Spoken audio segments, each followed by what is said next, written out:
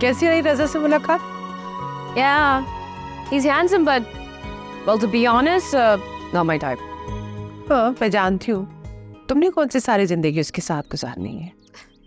मैं गुजारना भी नहीं चाहती, because you already know that I'm committed with David in USA. तो फिर क्या करना है उसका?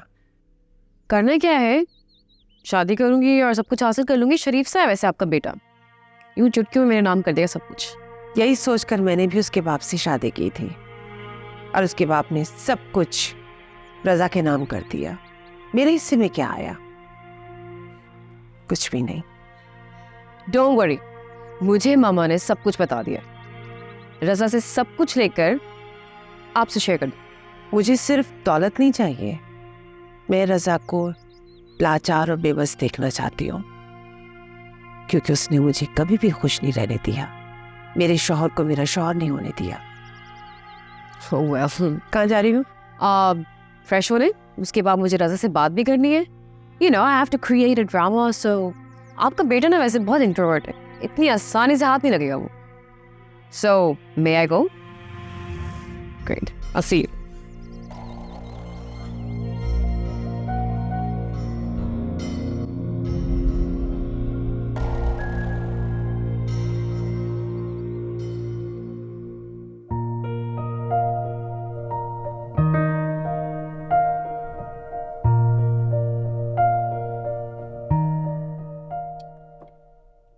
कहाँ चली गई?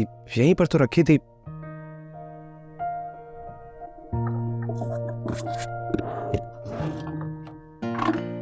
इसे ढूंढ रहे थे।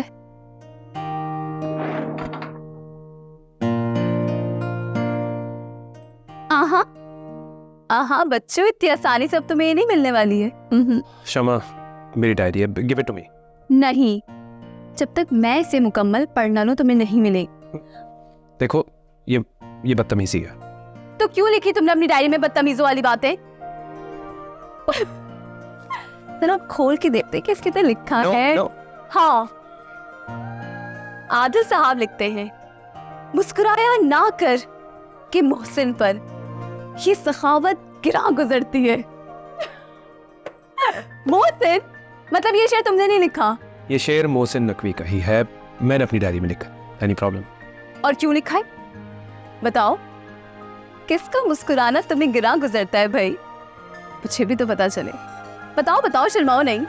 एक बात याद रखो, शमा अगर किसी मामले में पड़ जाए ना तो सारी तहकीक करके दम लेती। ओके, अब आप जाएं और मेरी डायरी मुझे वापस करें। जा रही हूँ, खाने के लिए बुलाने आई थी। आइए।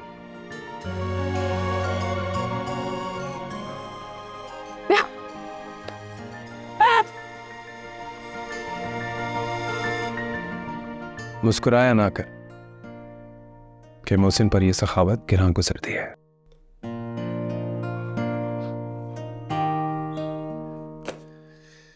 All right.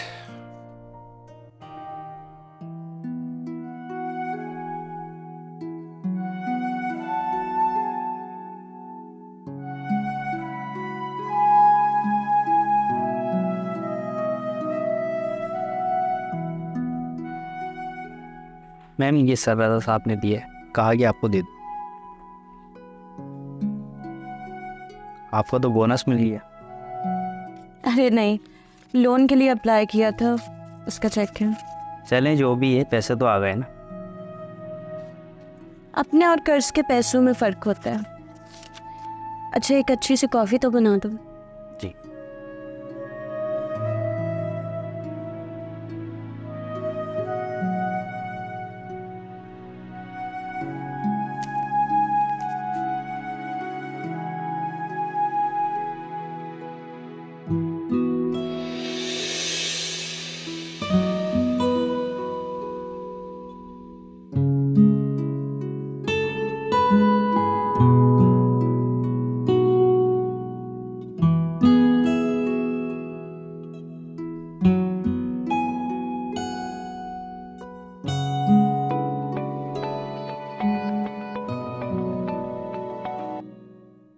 अस्सलाम वालेकुम मम्मी जी।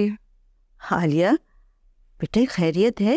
आप तो बहुत कम फ़ोन करती हैं। अम्मी जी, मैंने जो ऑफिस में लोन के लिए अप्लाई किया था वो मुझे मिल गया।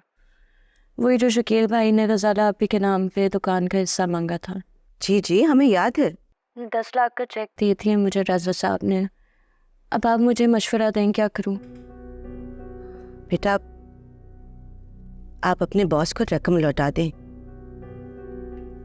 अब वैसे भी उसके बाद शकील ने कोई तकाजा नहीं किया, और फिर ये ना हो कि बासी कड़ी में उबाल आ जाए और फिर वो कोई और मुसीबत खड़ी कर दे।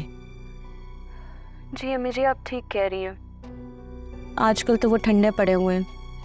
हाँ, बस बेटा आप शुक्रिया कह के रजा साहब को रकम लौटा दे। और सुनो,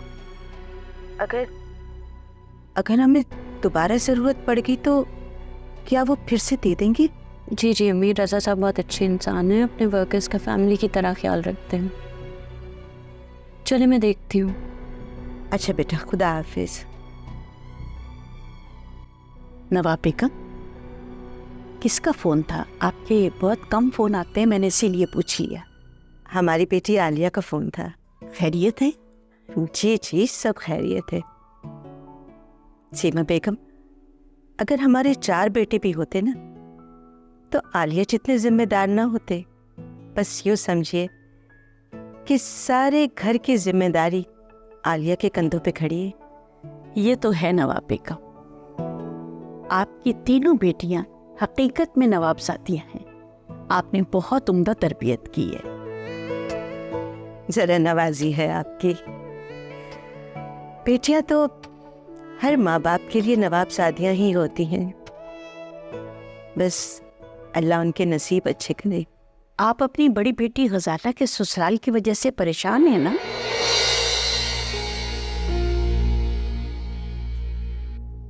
सारे माँ बाप ही अपनी बेटियों के लिए परेशान होते हैं, खास तौर पर अगर बेटी सुलझी हुई हो, और अगर तेज तरार हो तो बेटी की वजह से माँ बाप परेशान होते हैं।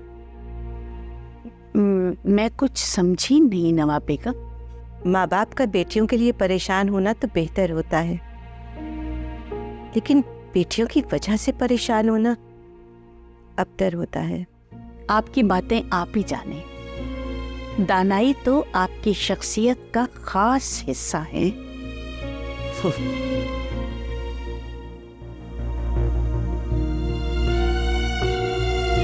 बोल एंटरटेनमेंट के ड्रामे देखने के लिए हमारे चैनल को सब्सक्राइब करें और बेल आइकन पर क्लिक करना ना भूलें।